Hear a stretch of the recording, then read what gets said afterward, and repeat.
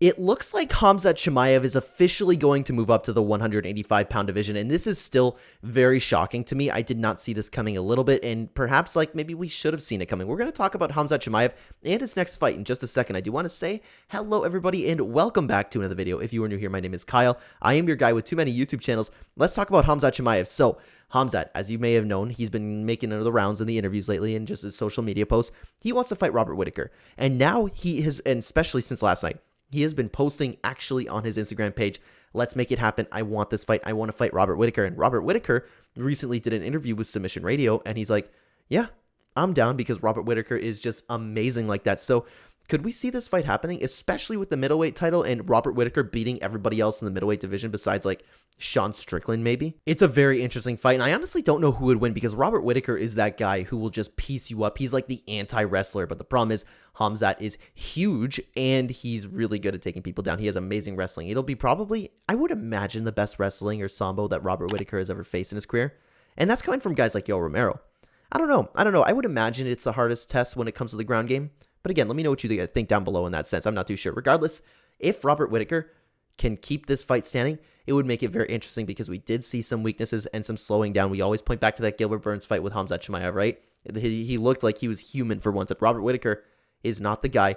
You want to be standing there a little bit with your sloppy hand movement, your sloppy feet movement, and you're getting a little bit tired from him. He will 1-2 head kick you into another dimension.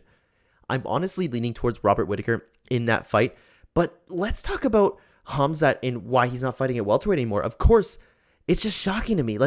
He's obviously having problems making the weight. He can't just keep bouncing from division to division. It's probably really hard on his body, and I can't imagine. He was probably trying to kill himself cutting down to his last fight and just ended up giving up. I kind of believe the UFC when they said the doctor suggested he stop cutting weight. That one's a little up in the air, but still, obviously it's really hard on him because he's towering over middleweights. I will point you back to Jack Hermanson. He was bigger than Jack Hermanson, a 185-pounder. I was just so interested in seeing him fight all these welterweights, you know what I mean, at the top of the division. I wanted to see him fight Usman. I wanted to see him fight Edwards. I really, really wanted to see him fight Shavkat Rakhmonov, and especially Colby Covington. That would have made for some amazing, amazing build-up, and man, who knows when Colby's going to next fight, but still, the welterweight competition would have been way better for pay-per-view sales and hyping up the fight. But if he needs to go to middleweight, he needs to go to middleweight, right? I would love to see him fight Robert Whittaker. Robert Whittaker is probably my favorite active fighter right now, and I would always want to cheer for him, right? That's the only fight for Khamzat right now if he moves up to 185, because obviously you're going to give him a top contender, right? Why wouldn't the UFC make this fight? Robert Whittaker has fought pretty much everyone in the middleweight division. He's having that Max Holloway effect. He's starting to clear people out, except for maybe Sean Strickland, and God knows what's happening with Paulo Costa.